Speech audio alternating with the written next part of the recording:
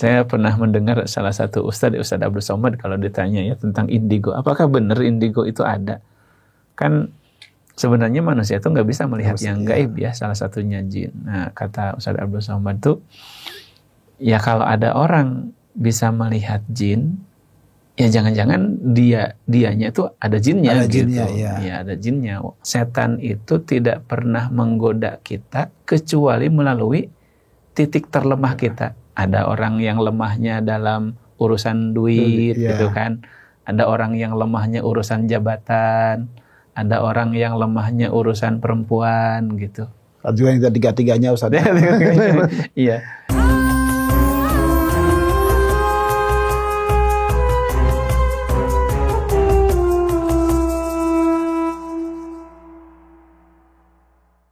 Bismillahirrahmanirrahim. Assalamualaikum warahmatullahi wabarakatuh. Waalaikumsalam warahmatullahi wabarakatuh. Selamat berjumpa kembali dengan kajian tafsir Ikadi. Insya Allah ini pertemuan keempat ya. Kita akan membahas surat Al-Falaq dan surat Anas ya.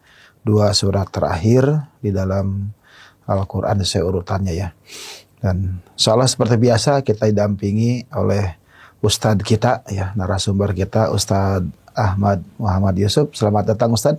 Iya, selamat berjumpa kembali. Assalamualaikum warahmatullahi wabarakatuh. Waalaikumsalam warahmatullahi wabarakatuh. Ya. Baik Ustadz, sekarang kita coba bahas ini ya Ustadz ya, Al-Muwazzatain ya. Dua surat terakhir dalam Al-Quran, surat Al-Falaq dan Anas ya Ustadz ya. Ini surat luar biasa juga ini ya, tentang apa, nanti kita bahas tentang setan juga mungkin Ustaz di sini ya, jin ya. Setan jin ya.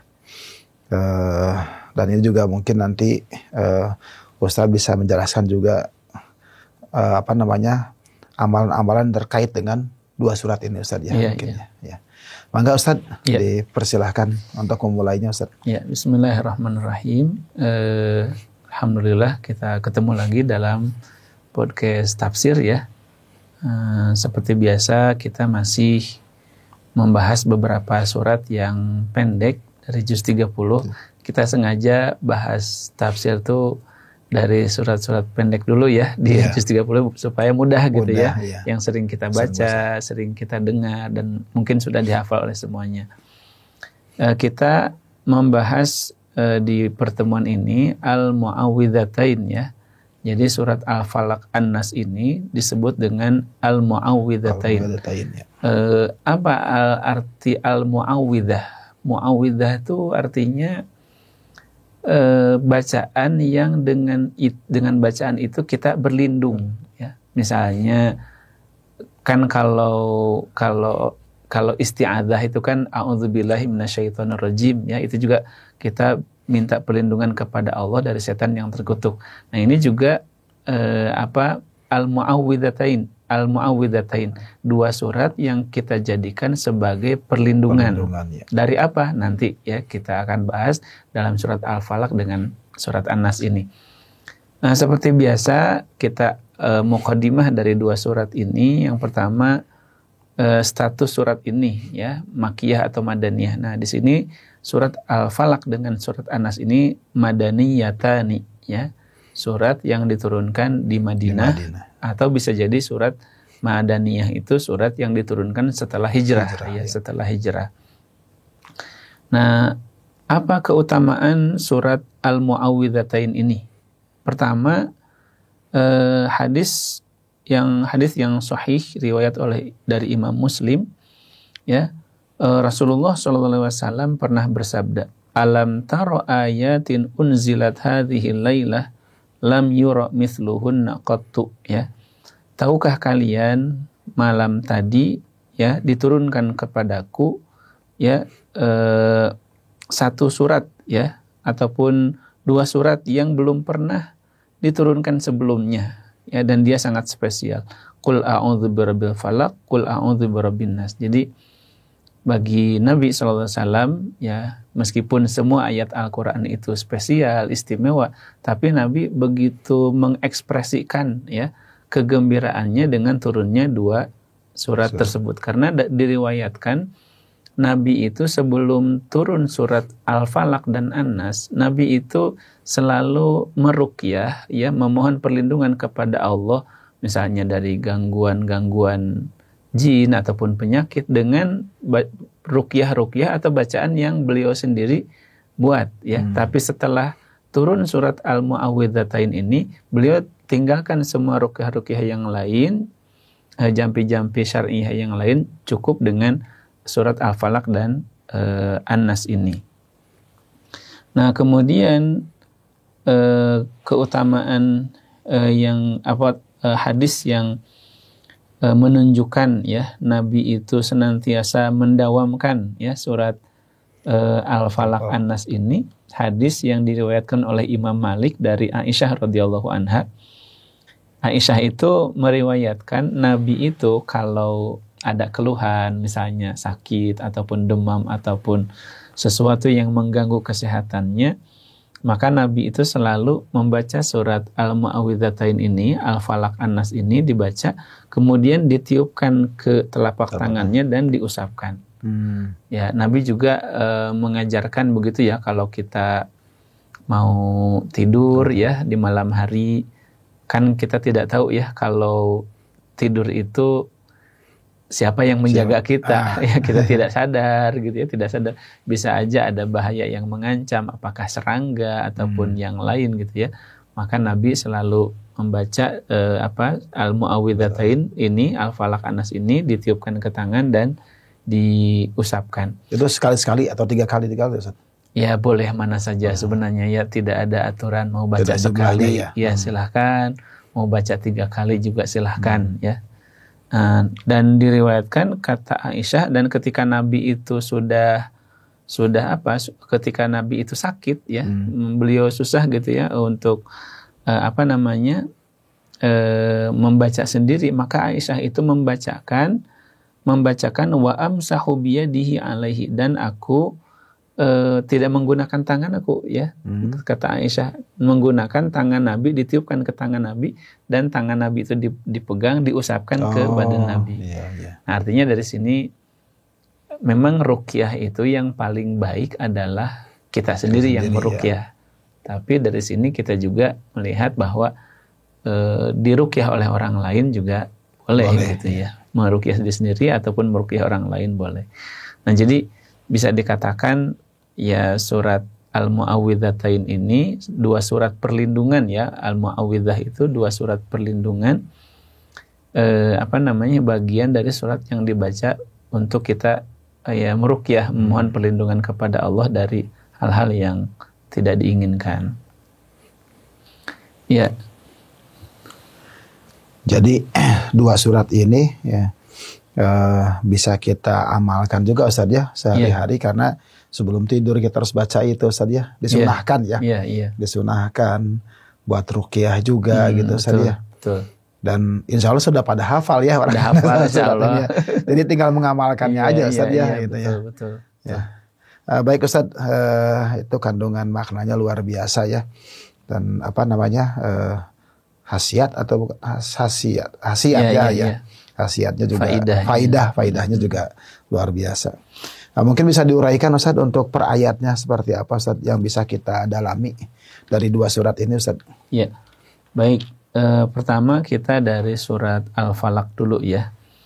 Al-Falaq ini yang pertama, Allah Subhanahu wa taala berfirman, Bismillahirrahmanirrahim, Qul a'udzu birabbil falaq.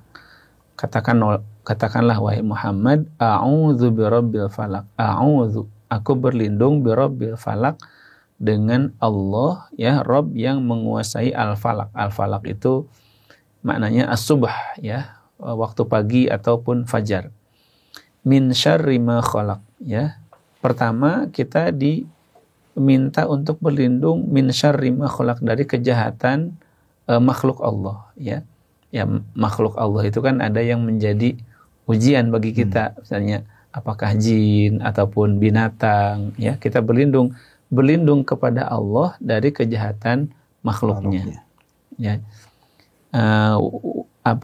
Wa min syarri ghasiqin idza waqab, dan dari keburukan ataupun kejahatan malam apabila mulai gelap. Ya. Yang kedua itu wa min syarrin nafatsati fil uqad, dan dari kejahatan wanita-wanita yang meniup pada buhul, ya, yaitu tukang sihir. Dan wallahu alam ya, dari ayat ini ya, tukang sihir itu kan banyak ya, ada laki-laki ada perempuan. Tapi bisa jadi ya pada zaman dahulu juga namanya penyihir itu identik dengan perempuan ya. Nenek sihir. Nenek sihir kan, di istilah kita juga nenek sihir ya. Nggak ada kakek sihir. Iya, nenek sihir. Jadi di sini diidentikan ya bahwa mungkin ya saat itu kebanyakan namanya tukang sihir itu perempuan. Wa min syarri hasidin idza hasad, dan dari kejahatan orang yang hasad, yang dengki apabila dia dengki. Jadi di sini kita diperintahkan berlindung kepada Allah dari 4 jenis ya. 4 jenis keburukan. Karena dalam kehidupan ini kemungkinan keburukan ini datang dari 4 hal ini. Keburukan makhluk, baik itu jin, setan ataupun binatang ya. Kemudian di waktu malam, biasanya kan kejahatan itu terjadinya di waktu malam ya. Ya meskipun sekarang mas siang bolong juga ya, namanya kejahatan, orang berbuat jahat. Tapi secara umum biasanya orang kalau dukun-dukun itu kan biasanya kerjanya malam ya, tengah malam ya, tengah malam santet gitu ya. Pencuri juga umumnya malam ya. Pencuri malam ya, meskipun zaman sekarang mah curi pakai internet. Kemudian wa min syarrin nafatsati fil uqad, ini sihir ya, dan sihir itu memang ada ya. Sihir itu nyata, tapi sihir ini kan sesuatu yang diharamkan, diharamkan mempelajarinya karena identik dengan jin ya, sihir itu. Wa min syarri hasidin idza hasad, dan dari kejahatan orang yang dengki.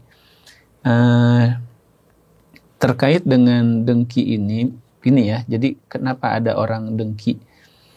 Orang dengki ini ada satu pepatah Arab mengatakan inna kulli dzi ni'matin mahsudu.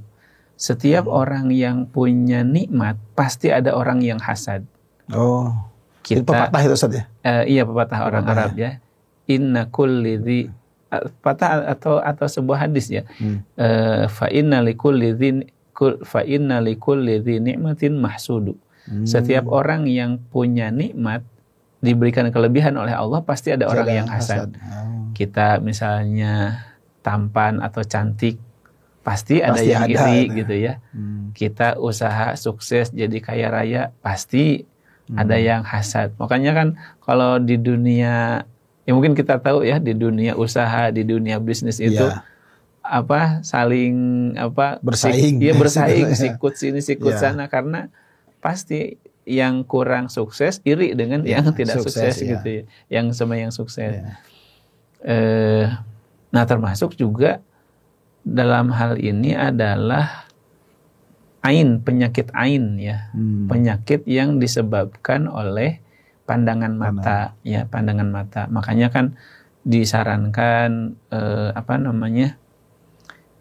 kalau kita punya sesuatu yang kita, jadi istilahnya kalau kita punya sesuatu jangan digembar-gemborkan, jangan diperlihatkan, takut ada orang yang hasad dan dia memandang dengan pandangan yang hasad.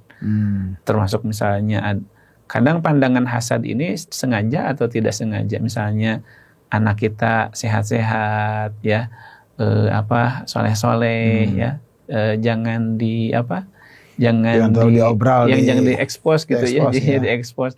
Takutnya ada orang yang hasad, ya, ada yang hasad. Dan kata Nabi, wal ainu hakun, penyakit ain itu ada. Ya. Makanya dengan muawwidzatain ini kita berlindung dari orang-orang yang hasad tadi, ya, orang-orang yang hasad.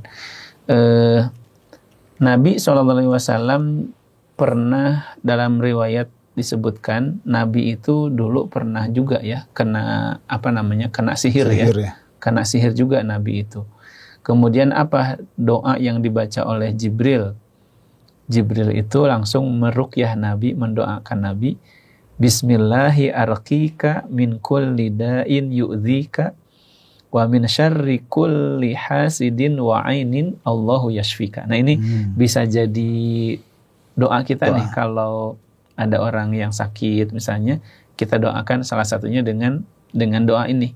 Bismillah, dengan menyebut nama Allah, arqika, aku meruqyahmu, min kulli da'in yu'dzika, dari setiap penyakit yang menyakitimu, wa min syarri kulli hasidin wa ainin, dan dari segala keburukan orang yang hasad dan pandangan hasad. Allahu yashfik. Ya, jadi dengan muawwidzat, dengan al-falaq ini ya betul ya, ruqyah gitu ya dari segala keburukan. Itu al-falaq ya. Al-falaq, kita berlindung kepada Allah dari kejahatan makhluknya, kejahatan di waktu malam, kemudian dari sihir ya, dari sihir dan juga dari orang-orang yang hasad. Ya. Jadi ada 4 poin Ustaz ini ya. Iya. Kita berlindungnya itu ya. Ini yang khusus emang disebutkannya malam ini ya. Gelap gulita itu emang ini ya luar biasa ya.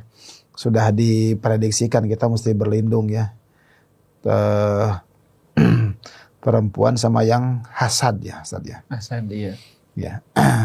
Baik Ustaz, itu mungkin surat Al-Falaq ya yang bisa kita dalami ya. Bagaimana kita meminta perlindungan dari 4 hal itu.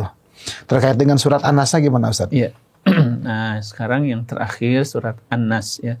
Ini juga disebut Al-Mu'awwidzah ya. Al-Mu'awwidzah karena di sini juga kita berlindung kepada Allah Subhanahu wa taala dari kejahatan makhluknya, salah satu makhluknya, tapi di sini khusus kita berlindung kepada Allah dari setan ya. Kalau tadi surat Al-Falaq itu dari 4 hal ya. Kalau ini dari setan secara khusus. Bismillahirrahmanirrahim. Qul a'udzu birabbin nas. Katakanlah a'udzu birabbin nas. Aku berlindung kepada Allah, Rabb semua manusia, Tuhan semua manusia. Malikin nas ya. Raja semua manusia. Ilahin nas ya. Tuhan semua manusia. Sebagian ulama mengatakan hadhihi thalathu sifatin min sifatir Rabbi azza wa jalla ar-rububiyyah, al-mulkiyah, al-mulk wal ilahiyah. Ya, jadi Allah memiliki sifat rububiyah, mulkiyah, kerajaan, ilahiyah dan ketuhanan Allah yang berhak disembah. Dari apa kita diperintahkan untuk berlindung? Min syarril waswasil khannas, dari kejahatan al-waswas al-khannas. Siapa dan apa al-waswas dan al-khannas ini? Al-waswas itu di sini setan ya, jin ya, jin sebenarnya jin. Al-waswas. Kenapa dia disebut waswas? Karena jin itu kerjaannya berbisik. Jadi kan setan itu kan musuh terbesar kita. Inna syaitana lakum aduwwum mubin. Jadi setan itu bagi kalian, bagi kita adalah musuh yang nyata. Meskipun musuh yang paling besar, musuh yang nyata bagi kita manusia, sebenarnya upaya setan dalam menggoda manusia itu sangat lemah.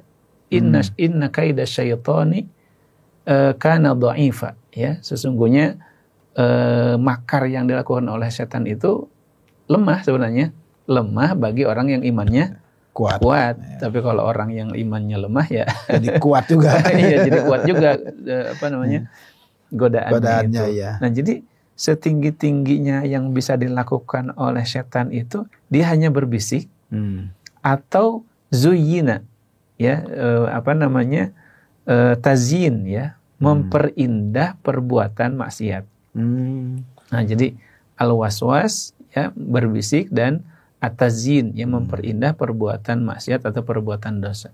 Kemudian disebut al-khannas apa? Khannas itu secara bahasa artinya khonasa, itu artinya bersembunyi. Nah, kata para ulama dalam tafsirnya itu disebutkan kenapa disebut bersembunyi setan itu. Jadi setan itu akan hadir kepada kita tidak sembunyi kalau kitanya imannya lemah, tidak zikir kepada Allah. Tapi kalau kitanya zikir kepada Allah, dia sembunyi. Ya. Jadi setan tuh takut sama orang yang zikir, sama orang yang baca Quran, sama orang yang sholat. Ada juga yang mengatakan kenapa setan itu disebut khannas, karena setan itu ketika menggoda manusia dia hadir, menjerumuskan manusia berbisik, ayo lakukan ini gitu kan, maksiat. Tapi ketika orang itu sudah berhasil dijerumuskan kepada kemaksiatan, setannya kabur. Dan yang terjadi orang yang bermaksiat tadi apa? Menyesal ya. Menyesal ya. Tadinya diperindah oleh setan, setelah dilakukan setannya kabur, dianya menyesal gitu kan. Makanya sering disebutkan apa namanya, kenikmatan sesaat gitu ya. Betul, kenikmatan sesaat, setelah selesai justru yang ada penyesalan. Ya. Setannya udah kabur juga, udah berhasil ya, berhasil. Min syarril waswasil khannas alladzi yuwaswisu fi sudurin nas, yang dia itu selalu berbisik ke dalam dada manusia, minal jinnati wan nas, dari kalangan jin dan manusia. Ini ada beberapa hal yang menarik ya, disebutkan kata Nabi. Ini terkait dengan jin korin. Pernah dengar jin korin? Jin korin ya. Ya, jin korin. Apa itu jin korin? Ini disebutkan dalam hadis yang sahih ya. Kata Nabi, ma minkum min ahadin illa qad wukila bihi qarinhu. Tidak ada seorang pun dari kalian kecuali kalian itu sudah dijaga oleh dua jin korin ya. Bukan dua, satu ya. Wukila bihi qarinhu. Jadi setiap manusia ada jin atau setan yang bertugas dia untuk menggoda. Ya. Bahkan kata sahabat itu, wa anta ya Rasulullah, apakah engkau juga ya Rasulullah ada jin korinnya? Maksudnya ada setan yang menggoda. Betul kata Nabi, na'am. Illa anallaha qad a'anani alaihi fa aslam falam ya'muruni illa bi khair. Betul, saya juga ada jin korin, tapi Allah memudahkan aku dengan jin korin itu, dia masuk Islam dan tidak pernah menyuruhku kecuali kepada kebaikan gitu. Kalau kata kita enak banget ya Rasulullah. Ya, jinnya sudah masuk Islam ya, dan selalu menyuruh kepada kebaikan. Kalau kita, ya itulah ujian kita gitu kan, ujian kita. Nah, artinya setiap kita itu ada jinnya ya. Kalau manusia mungkin ya, kalau kitanya orang biasa saja, mungkin setannya juga biasa saja. Kalau orang itu misalnya keimanannya bagus, pasti ya jinnya juga jin yang levelnya berbeda lagi. Iya, level atas lagi, level tinggi lagi. Nah, itu tentang jin korin. Dan jin ini makhluk gaib ya. Mungkin ada yang bertanya, apa sih bedanya jin, iblis, sama setan gitu ya. Ustaz tahu apa perbedaan? Belum tahu Ustaz. Maka dijelaskan Ustaz. Ya, sebenarnya mungkin sederhananya begini. Jadi jin, iblis, setan. Jin itu makhluknya ya, jenis makhluknya. Jenis makhluk. Kayak kita manusia kan. Kita manusia itu misalnya binatang, tumbuhan, benda mati. Nah, kita tuh manusia, ini makhluknya jin namanya. Dan jin itu mukallaf ya, diperintahkan untuk beribadah.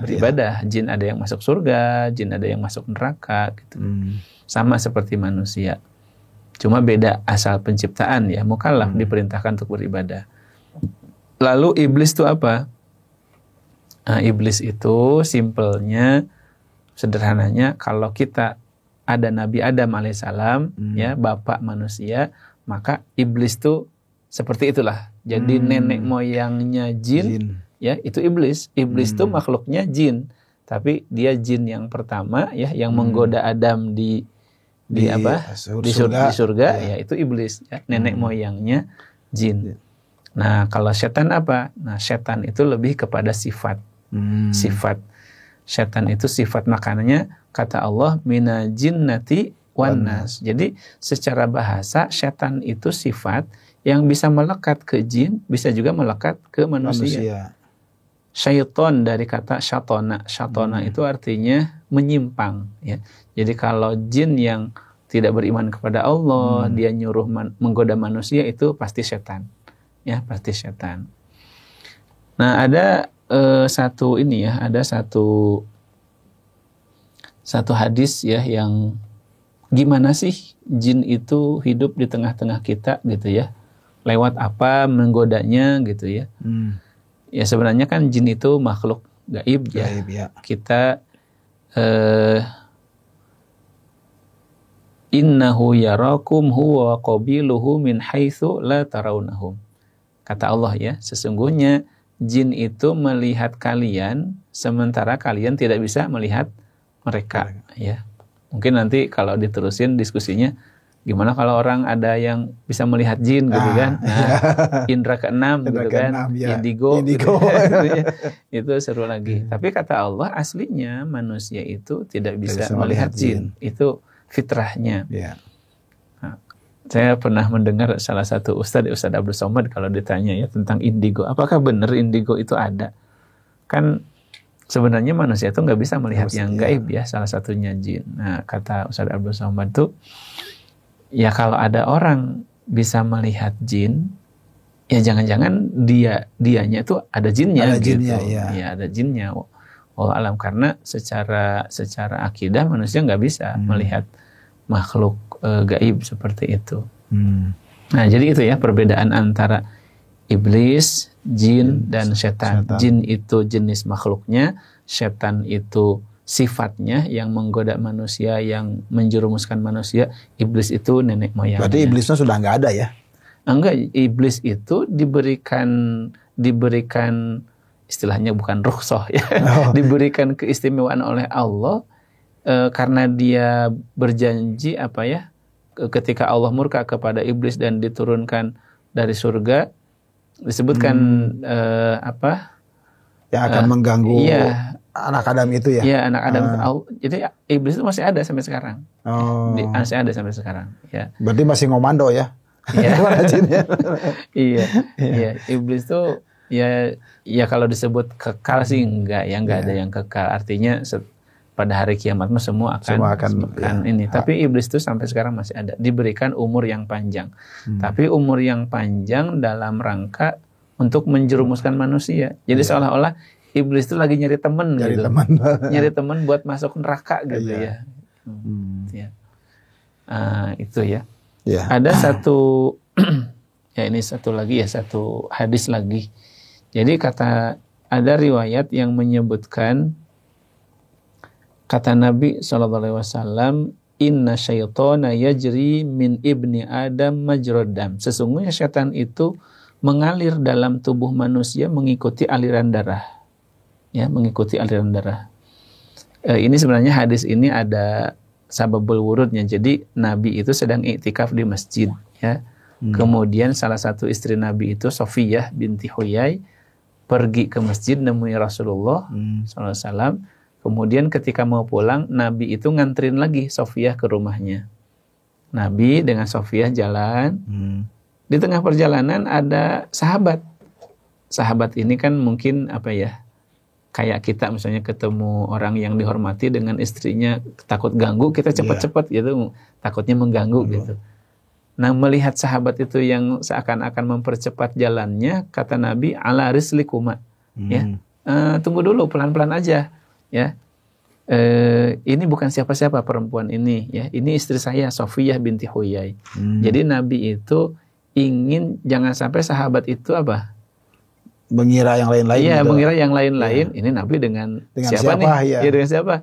Nah, kata sahabat itu, ya Rasulullah, subhanallah, masa sih kami suudzon gitu kan? Kata Nabi, enggak, ya. Sesungguhnya setan itu mengalir dalam diri kita mengikuti aliran darah. Inni khasyitu ayyakdhifa fi qulubikum syai'an. Aku takut kalau setan itu melemparkan dalam hati kamu bisikan-bisikan yang tidak baik ya. Tentang tadi Nabi jalan dengan seorang perempuan ya, meskipun sahabat nggak mungkin lah kami suudzon kepada Nabi gitu. Tapi di sini memang penting ya bagi kita untuk memberikan konfirmasi gitu ya, penjelasan. Kalau misalnya kita berada dalam posisi yang bisa membuat orang suudzon. Misalnya kita sebagai ustadz nih ya, sebagai ustadz atau orang yang soleh, rajin ke masjid, tiba-tiba misalnya kita suatu saat berdiri atau keluar dari tempat yang apa ya? Tempat yang maksiat lah gitu tempat ya. maksiat Ya, gitu. Apa tempat yang maksiat sekarang? tempat dugem ya. Aduh, misalnya ya tempat yang dikenal tempat negatif lah. Nah, kemudian tiba-tiba ada sahabat kita yang lihat, tuh Ustadz, dari mana nih? Ustadz Gitu dugem. Ngapain? Nah, kita tidak boleh membiarkan orang lain suudzon kepada kita. Ya, akhi atau saudaraku tadi saya tuh lewat doang di situ gitu kan, lewat doang. Atau misalnya janjian sama orang kebetulan tempatnya di situ gitu kan. Nah jadi kita disunnahkan untuk mengklarifikasi jika ada satu momen perbuatan kita yang membuat orang lain suudzon gitu. Kan dosa juga ya. Misalnya kita membuat orang lain jadi suudzon gitu. Nah, itu kita harus klarifikasi. Jadi klarifikasi itu di awal Ustaz ya. Bukan setelah viral berklarifikasi gitu ya. Iya betul. Ya kadang-kadang apalagi di zaman sekarang kan misalnya seseorang ngomongnya jelas tapi sama orang yang nggak suka dipotong-potong. Ya klarifikasi itu betul. Klarifikasi itu betul. Bagus dah. Tabayun. Nah, begitu juga orang yang sana juga jangan langsung suudzon dulu ya, tabayun dulu gitu. Iya. Nah itulah jadi inti dari surat An-Nas ya. Allah memerintahkan kepada kita untuk berlindung ya dari setan yang ya, ada di sekitar kita ya, di sekitar kita. Wallahu a'lam. Ustaz, jadi setan ini membisikkan ke dalam diri kita ya, di sini apa? Yuwaswisu fi sudurin nas, memberikan bisikan, memberikan kekhawatiran gitu ke kita, atau godaan-godaannya seperti apa sih bisikan-bisikan itu tuh kepada kita tuh? Iya. Ya wallahu alam. Ya tentu saja setan itu menginginkan agar kita itu jauh dari apa tuntunan Allah Subhanahu wa taala, misalnya kalau seseorang sedang sedih, sedang gelisah, kecewa, saat di mana-mana dia sedang posisi lemah, itu bisa aja setan itu berbisik sesuatu yang ya, kemarin saya mendengar cerita sahabat ya, sahabat saya itu dulu diuji oleh Allah Subhanahu wa taala, istrinya itu sakit sampai lama sekali, hampir 7 tahun, tapi sekarang sudah almarhumah ya. Nah suaminya ini suami yang baik sekali, dia sabar gitu. Tapi ketika titik terendah kesabaran dia itu, sampai dia mengatakan hampir-hampir saja saya ada niatan untuk naudzubillah murtad katanya. Nah jadi memang setan, betul ya kata seorang ustadz, setan itu tidak pernah menggoda kita kecuali melalui titik terlemah kita. Ada orang yang lemahnya dalam urusan duit gitu kan. Ada orang yang lemahnya urusan jabatan. Ada orang yang lemahnya urusan perempuan gitu. Ada juga yang tiga-tiganya Ustaz. Iya betul. Ya jadi itulah, dan masing-masing kita kan punya kelemahan ya. Dan setan itu minal jinnati wan nas Ustaz ya, dari manusia dan jin. Betul. Berarti ada juga manusia yang memiliki sifat setan mengganggu kita gitu ya, menghalangi kita ibadah, mungkin gitu Ustaz ya. Iya, itu disebutkan ada kata Allah Subhanahu wa taala ya, wa kadzalika ja'alna likulli nabiyyin aduwan syayatinal insi wal jin. Syayatinal insi wal jin. Dan demikianlah kami jadikan bagi setiap nabi itu ada musuhnya bisa dari setan, berupa manusia dan jin. Jadi sekali lagi kan setan itu adalah sifat ya, yang bisa melekat, sifat yang ingin mencelakakan, menyimpang, membuat orang lain menyimpang gitu. Yang membisikkan orang lain untuk berbuat maksiat. Dan itu kan bisa dari kalangan jin, bisa di kalangan manusia. Cuma ya manusia seburuk apapun nggak ada yang mau disebut setan gitu kan. Ya yang setan itu sifatnya ya, bukan manusianya. Kalau dari segi menghindarinya Ustaz ya, kalau jin kan kita nggak kelihatan. Kalaupun nampak kita akan takut ya. Tapi kalau manusia menjadi setan, mungkin agak susah untuk menghindari ya Ustaz ya. Gimana Ustaz? Ya mungkin salah satunya dengan sering membaca surat Al-Falaq An-Nas inilah ya. Mudah-mudahan dengan membaca surat Al-Falaq An-Nas ini, ya salah satunya kalau dengan interaksi dengan manusia, ya kita dihindarkan untuk bertemu dengan orang-orang yang buruk, tadi orang-orang yang buruk ya. Ya kalau dari segi perilakunya ya mungkin kita lihat ya misalnya orang, ya insya Allah kalau orang ahli masjid itu baik-baik gitu ya, baik-baik ya insya Allah. Insya Allah. Alhamdulillah. Alhamdulillah untuk surat Al-Falaq dan An-Nas ya, ini sudah kita tuntaskan dan luar biasa maknanya ya. Kita memohon perlindungan kepada Allah dari berbagai macam kondisi ya yang membuat kita buruk ya, dan juga kita berlindung kepada Allah dari godaan setan, yang dimana setan itu dari jenis manusia dan jin ya. Dan dua surat ini juga merupakan surat ruqyah ya, yang senantiasa bisa kita baca sebelum tidur ataupun untuk mengobati saja sakitnya. Betul. Ya. Ada lagi Ustaz yang terakhir mungkin untuk statement terakhir dua surat ini yang menarik ini surat ini. Ya, surat Al-Falaq dan An-Nas ini surat yang insya Allah sudah hafal semuanya ya. Dua surat terakhir dari Al-Quran, anak-anak kita ya, ajarkan anak-anak, kemudian kita terutama untuk ruqyah ya, untuk ruqyah baik untuk diri sendiri ataupun untuk orang lain yang sakit, terutama tadi ya menjelang tidur kita baca ya supaya kita itu dijaga oleh Allah Subhanahu wa taala. Di dunia dalam kehidupan ini kan banyak hal yang di luar kendali kita ya. Mata kita terbatas ya, jangkauan tangan kaki kita terbatas, support system kita terbatas. Mungkin kalau orang istilahnya ya sederhananya, kalau orang itu kaya mungkin benteng rumahnya berlapis-lapis ya, kunci pintunya kunci yang kuat, canggih ya. Yang kuat gitu kan ya, punya security banyak. Tapi sekokoh apapun penjagaan manusia, ya tetap aja yang namanya penjahat selangkah lebih maju gitu kan. Nah, apalagi kita mungkin yang ya barangkali kehidupannya sederhana ya, fasilitas security di rumah kita juga sederhana gitu kan. Maka kita lebih butuh lagi ya dengan penjagaan Allah Subhanahu wa taala. Dan sekali lagi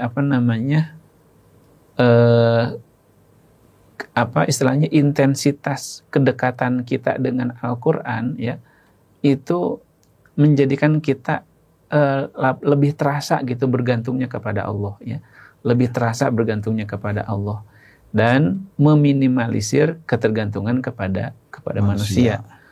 Bukan tidak boleh ya bergantung atau meminta tolong kepada manusia, tapi dalam batas-batas yang bisa dilakukan oleh manusia gitu ya.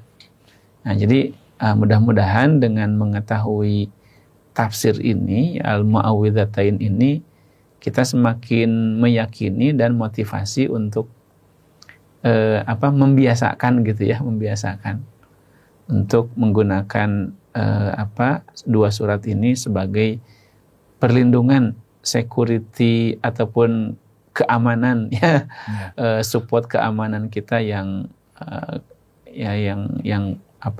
kuat dari Allah Subhanahu wa taala. Ya. Alhamdulillah, Masya Allah ya. Terima kasih Ustaz, syukron jazakallah atas kajiannya pada pertemuan kali ini ya. Mudah-mudahan Ustaz senantiasa sehat Ustaz. Amin. Bisa membimbing kami ini untuk terus menyelesaikan tafsir Al-Quran ini. Insyaallah. Syukron jazakallah Ustaz. Wa iyyakum. Ya. Baik para pemirsa, alhamdulillah untuk kajian surat Al-Falaq dan An-Nas ini sudah selesai ya. Insyaallah mudah-mudahan banyak yang bisa kita ambil pelajaran dan bisa kita amalkan dalam kehidupan sehari-hari. Insyaallah kita akan ketemu kembali dalam kajian tafsir berikutnya. Kita tutup dengan baca hamdalah. Alhamdulillahirabbil alamin. Assalamualaikum warahmatullahi wabarakatuh. Waalaikumsalam warahmatullahi wabarakatuh.